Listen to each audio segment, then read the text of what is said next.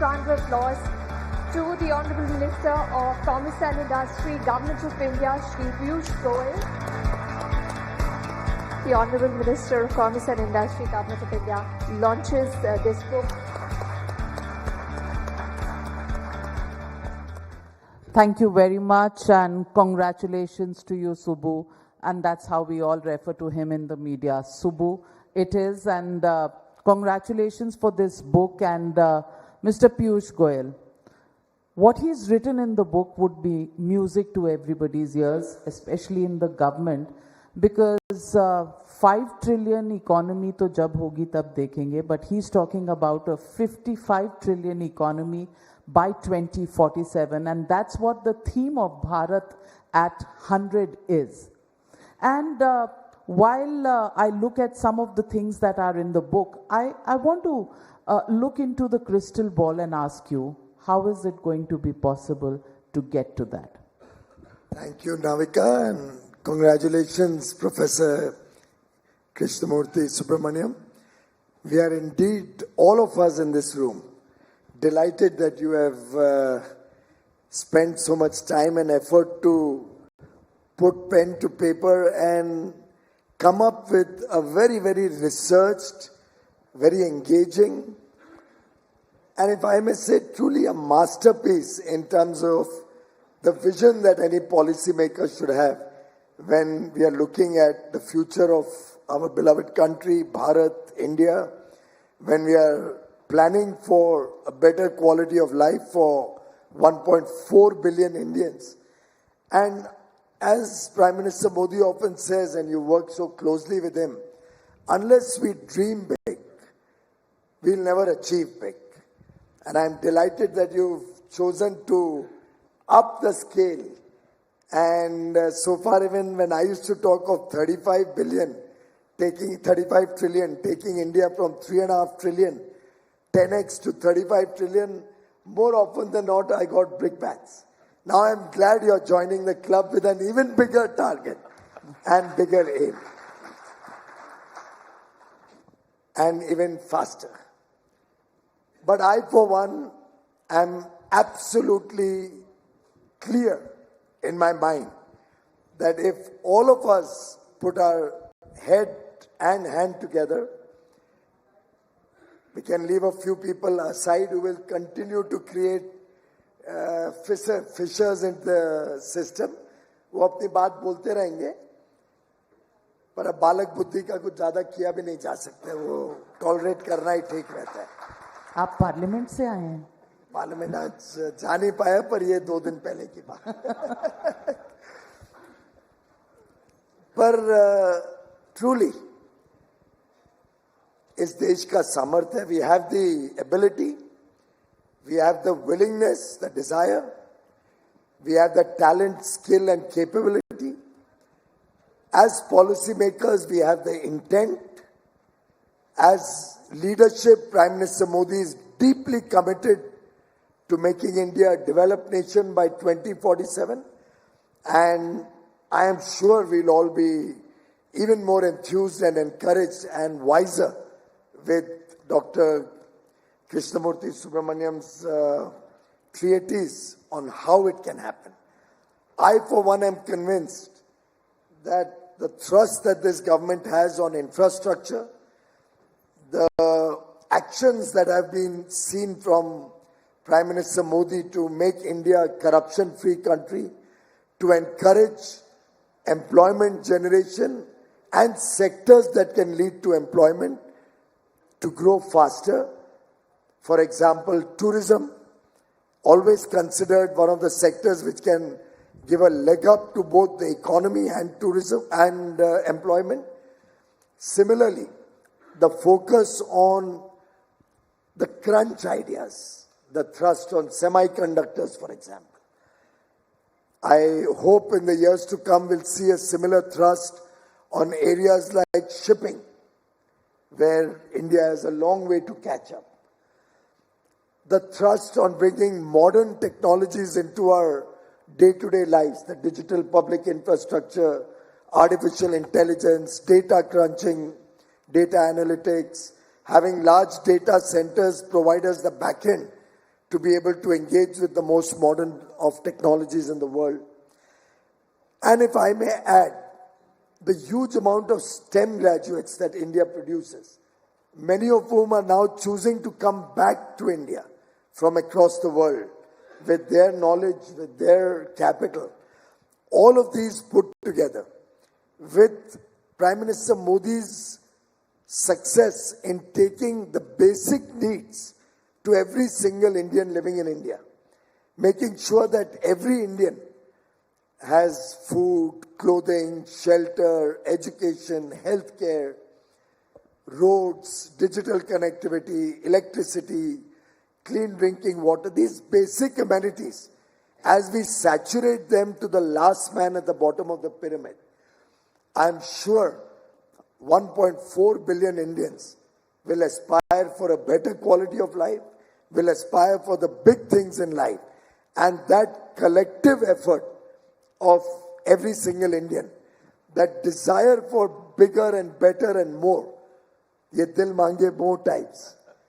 And going forward, the focus efforts to make ourselves self-sufficient in defense, the focus efforts to replace the oil economy with the electric economy, the focus efforts to bring quality into play in our manufacturing setups and consumer choices, consumer preferences, making quality the fulcrum of activity, bringing transparency and technology to every single home. All of these will collectively help us have a stronger currency, even stronger macroeconomy from where we are today, the fundamentals of the economy, and hopefully help us get there to a $55 trillion economy. Well, it's a high target, even if you compare it to our own dreaming potential.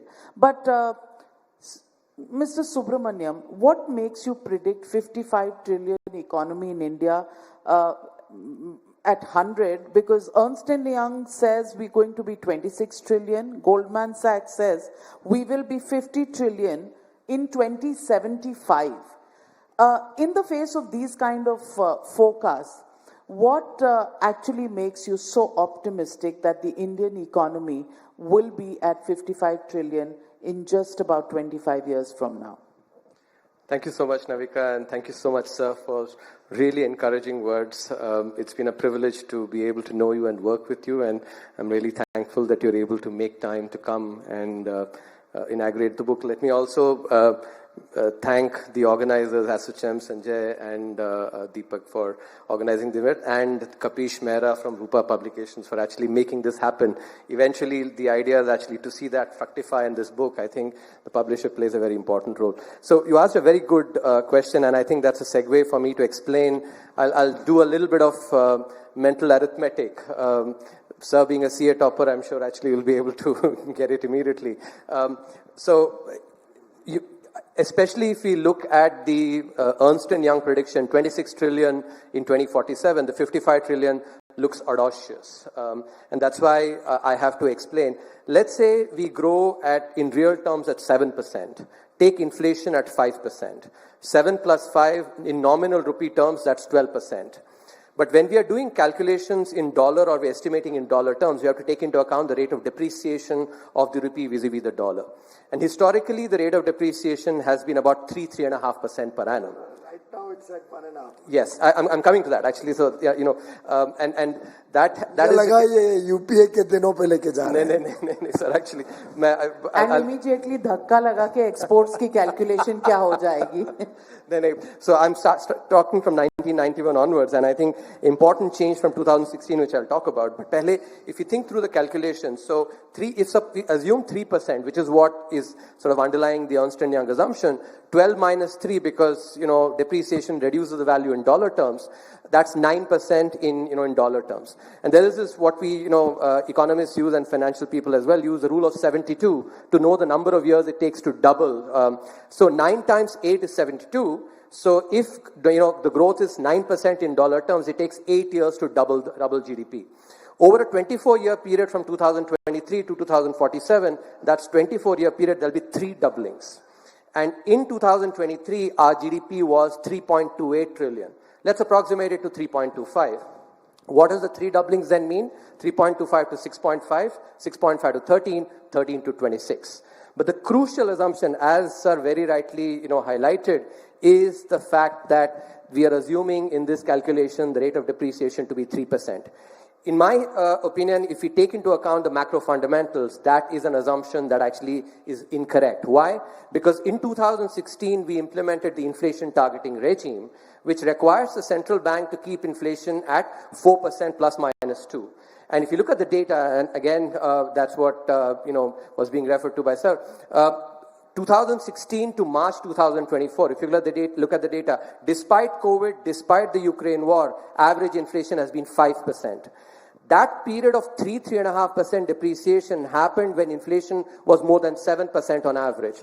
And this is a simple concept in international economics, that when the rate of inflation is higher in the currency, in our case rupee, that will one for one translate into a higher depreciation, because if you have to keep the real value of the currency the same, the currency with the higher inflation has to depreciate more. What that then means is that if, and going forward, if we've delivered 5% inflation in the last, several years, a very reasonable expectation is that inflation in the next 2.5 decades will be 5%. Compared to the period when inflation was 7%, that means depreciation will be lower by at least 2%. So let's do the same numbers now with actually 2% lower depreciation compared to 3% or 1%. So 8% growth, 5% inflation, 13%. I'll just finish in 30 seconds. Sir. I still disagree. But let me, in fact, actually, I'm being conservative. I'm being conservative here. I personally believe, Subbu, that the Indian economy, and that's why I made it a point, recognizing your 55 trillion, because I do this all the time. Yes. We've had this conversation before. Yes. Yesterday, I addressed a press conference about which I spoke to you, in which also I'd done the maths, 91 to now, how much the economy has grown, 13x in dollar terms. We have a purchasing power parity gap still. Yes. I personally believe as we increase our shipping, as we focus on electric mobility, and as we become sufficient in defense, and a little bit more in things like oilseeds, rubber, pulses, we are looking at a rupee appreciation. Yes, in fact, and let me just finish this thought, Navika. Actually, I think it's important. I'm a trained economist, so I must tell you this. An economic model is as good as its assumptions. Your assumption is the depreciation rate, the inflation rate. You've not talked about the political assumptions. I'll come to it. And in 25 years, a lot can change in politics, which can send those assumptions into a tizzy. So I really want to come down to that point. I agree. Because economists make models, they are dreamers, they have assumptions and they build dreams. Politicians are the realists. But Navika, allow me to finish this, I think, so that our audience understands how is this number. I agree with, that there is possibility or good possibility of appreciation, but even with 1% depreciation, that's why let's see the calculation, you'll see the credibility of the estimation. 8% growth, 5% inflation, that 8% real growth, that's 13% in nominal rupee terms. Subtract 1% inflation, depreciation, that's 12% in dollar terms. Again, rule of 72, doubling happens every 6 years now. So over a 24-year period, you have 4 doublings, not 3.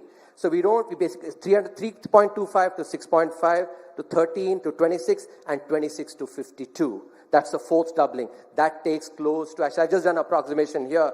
I agree with you. I think that whenever one does an estimation in 20, 25 years into the future, there are potential tailwinds, there are potential headwinds as well, both of which are very, hard to anticipate, which is why in the book I've actually also done other scenarios. Even if we grow at 6% in real terms, we can still be a $30 trillion economy, which is something. In other words, we will be rubbing shoulders with the largest economies of the world and possibly with some luck be the largest economy of the world in 2047.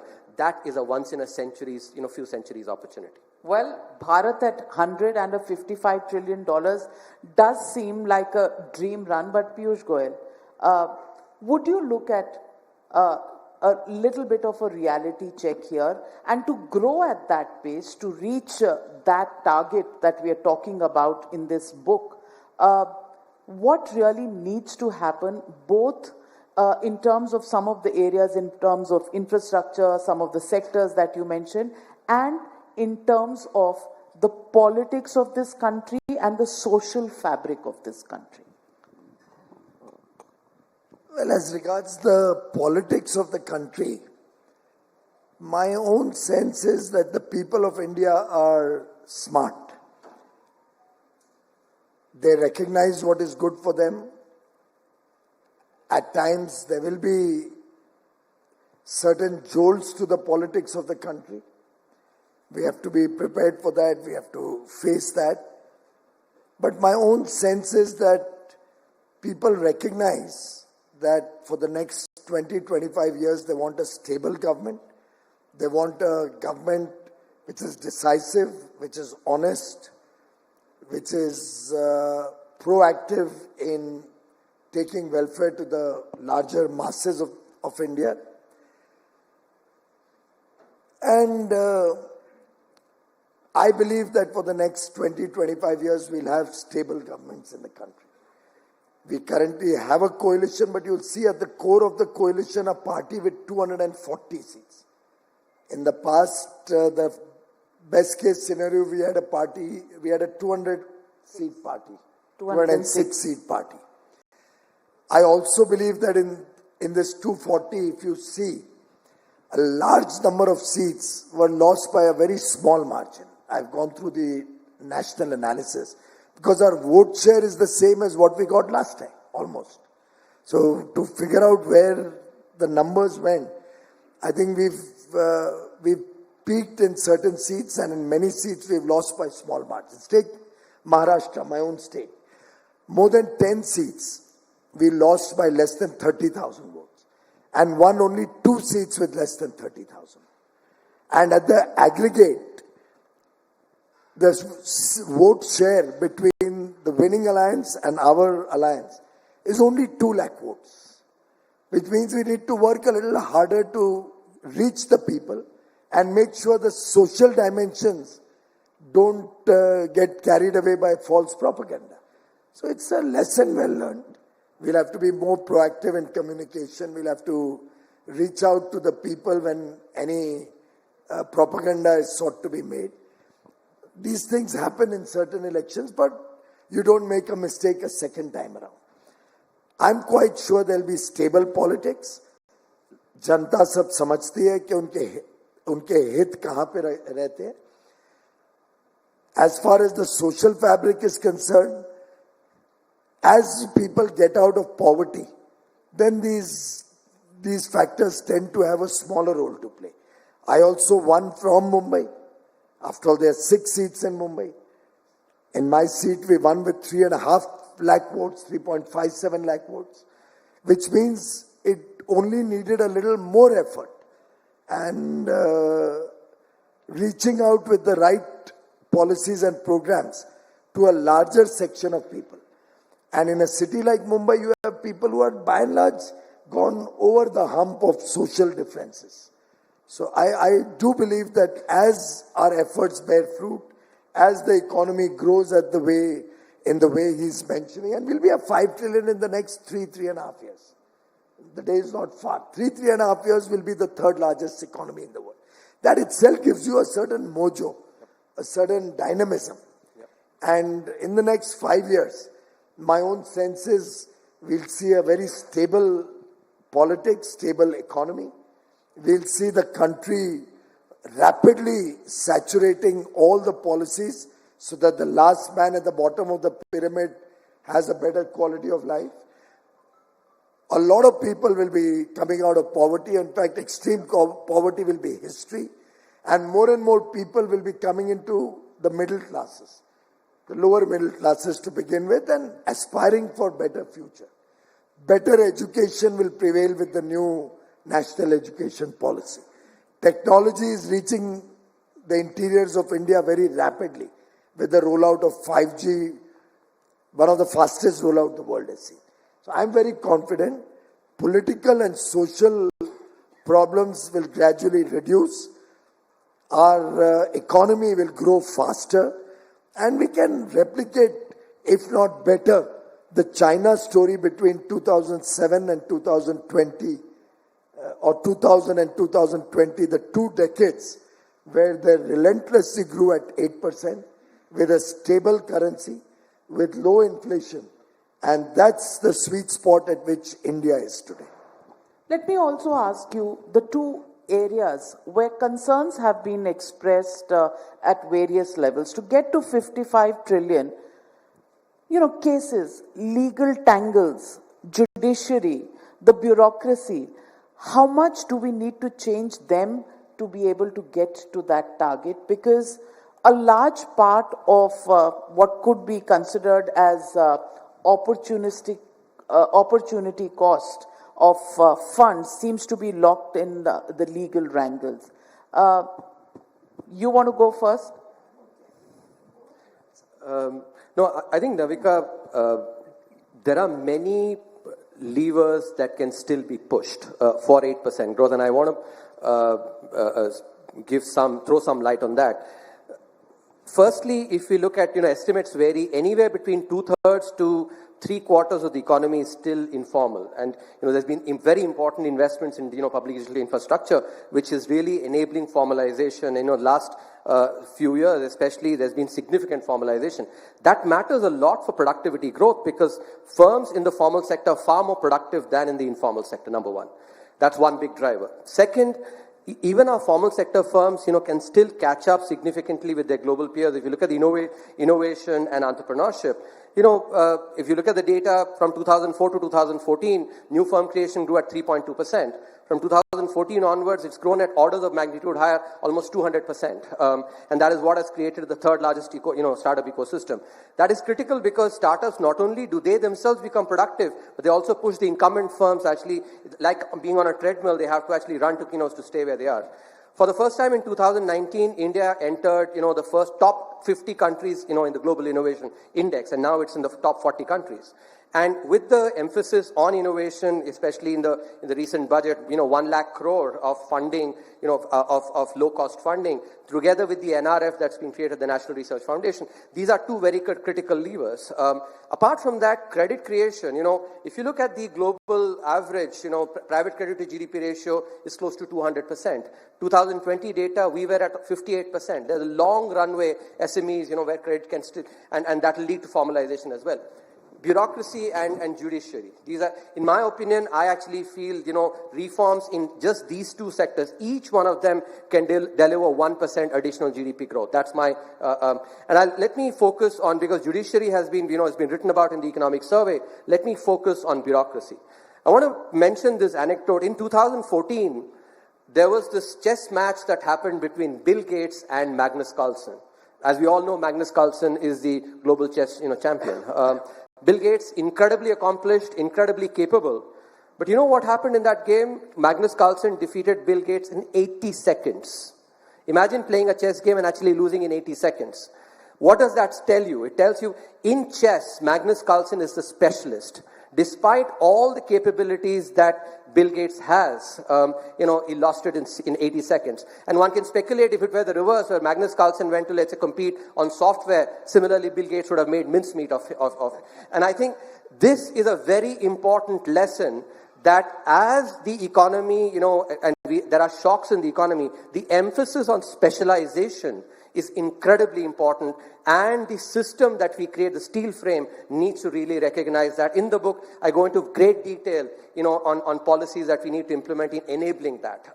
So I think these are important levers that we need to be, over a 20-25 year period, we have to actually go about, improving these, which will all, act as important tailwinds. Apart from, as I actually, if you assume actually that there will be currency appreciation, these numbers actually will be even bigger, and so those will act as tailwinds as well. So are you ready to change the levers of the bureaucracy, get in specialists? Because Right now, I don't know, 24 years hence what will happen, but right now we are asking about halwa ceremony mein kitne OBCs the. Do you think,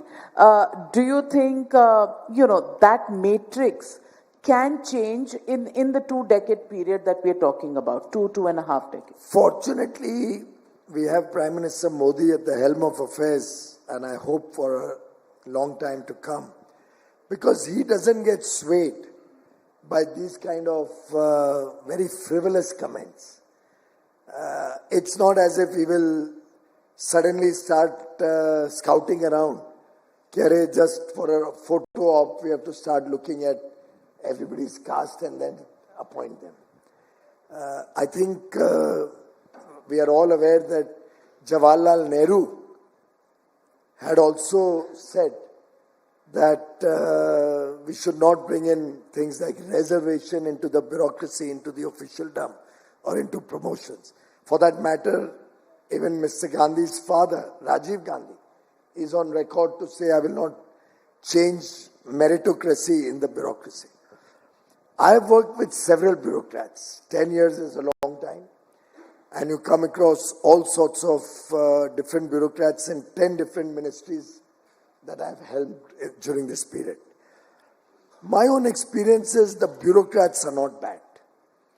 It's the leadership that you provide to them. It's the direction that you provide to them that defines the work that you get out of them.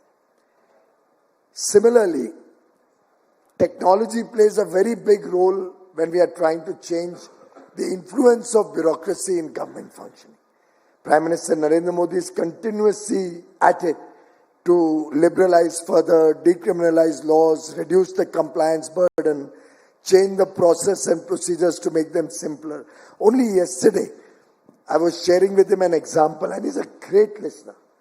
You experience that. He's a great listener, absorbs your thoughts, absorbs ideas that you share with him. Quickly, it navigates through his own computer memory, and he looks at the pros and cons and then decides whether it's worth pursuing further. And I was sharing him with a technology solution that we brought in to reduce the interface between the consumer and the government, or our stakeholder and the government. And he quickly liked the idea. He asked me 4 or 5 probing questions, and he said, okay, prepare for a next level presentation. That's the level of leadership Prime Minister Modi brings to the table. After all, the Aadhaar initiative was a UPA initiative.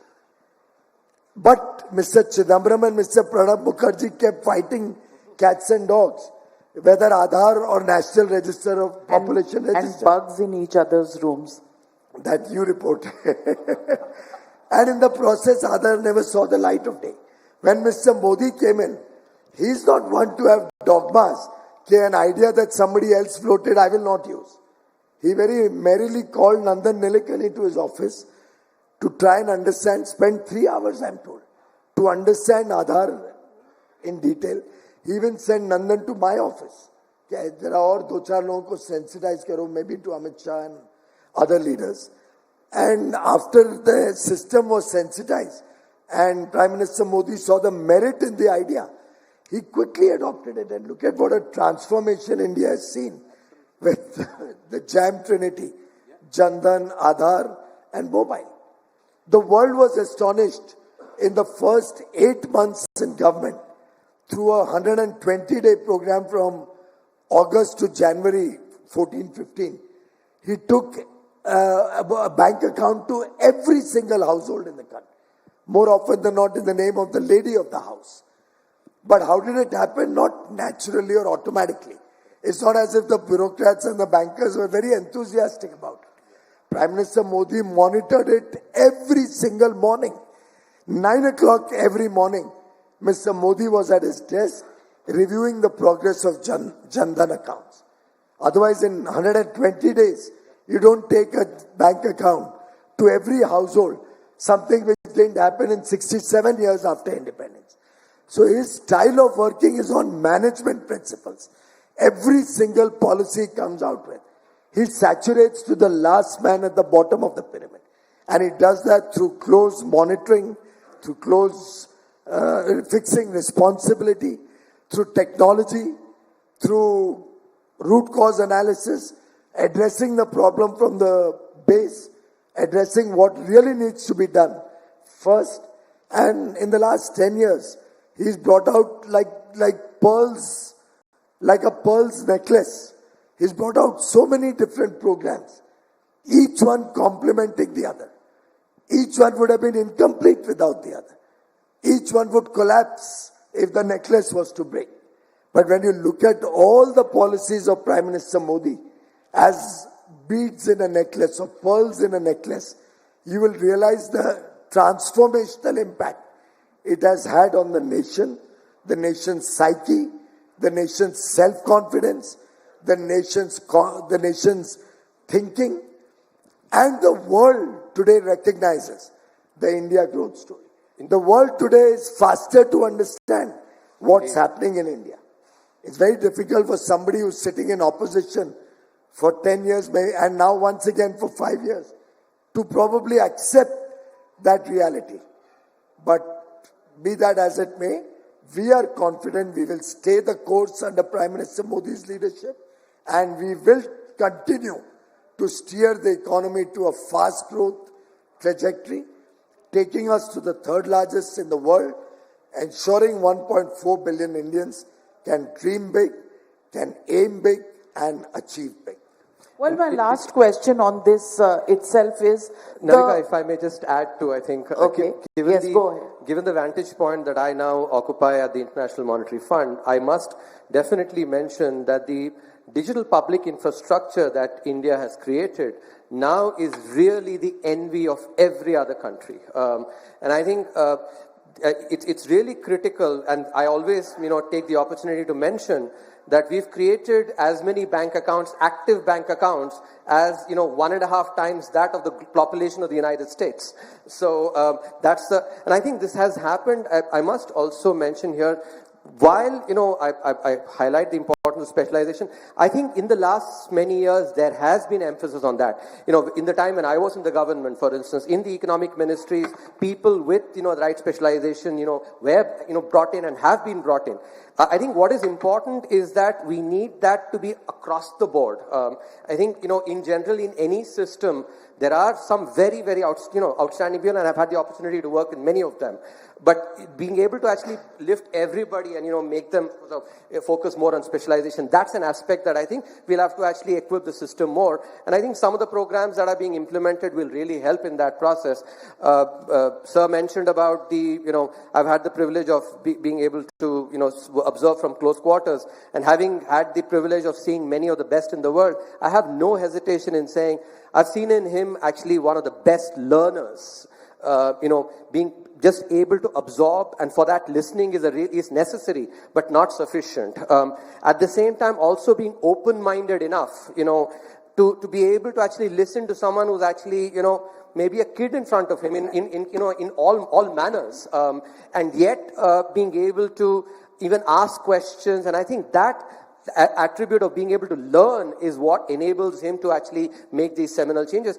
I have no hesitation in saying that, we need more of that. I say that in the book. The last 10 years has been actually excellent. And in fact, I'll end with this or this parallel. If you think about, I'm sure Sir will agree, in the early 90s, Sachin Tendulkar actually had just burst into the scene, and his potential was visible, much like India's economy's potential is also visible.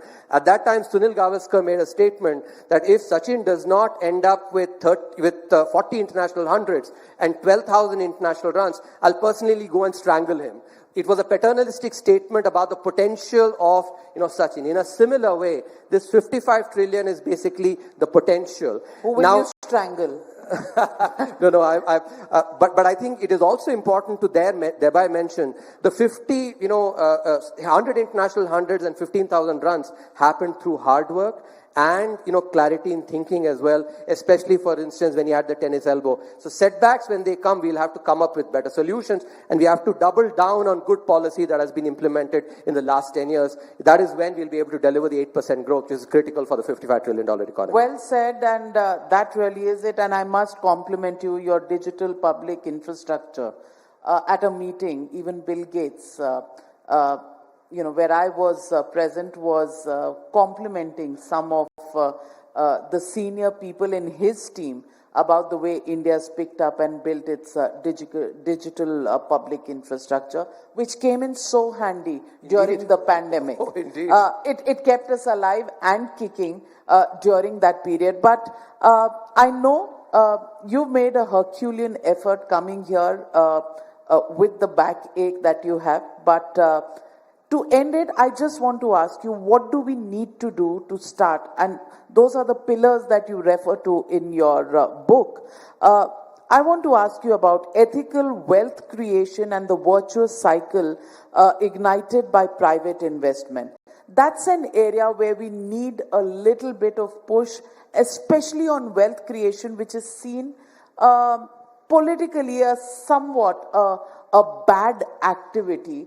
How do we get it out of that rut and get into thinking that wealth creation? And I think this room full of investors, entrepreneurs, and industry leaders would want to know your answer on that one. Well, yesterday Prime Minister Modi was speaking at the CII meeting. And I believe every person in India who desires to see a strong, vibrant India, who desires to see a prosperous India, must listen to his speech of yesterday. It was so powerful in content. It raises the confidence of every person in India and across the world. He recognized the contribution of wealth creators and the private sector, business, in job creation, in providing goods and services for the people of India, in ensuring a good future for every citizen born in India. And in the course of his comments, he's brought out the priorities of this government. He's brought out the importance, let's say, of manufacturing to our growth story. He's brought out the importance of policy consistency, stability, predictability. He's talked about international trade and international relations. One of the most all-encompassing stories of what needs to be done and what Prime Minister Modi is committed to doing to make India a developed nation. I truly believe yesterday he brought to the fore his own ideas and his own support to the private sector for private investments and for wealth creators to go for the jugular, not to leave anything behind, to invest with bold and with confidence in their mind, boldly invest in the India story, because India's time has come and India will become a developed nation by 2047.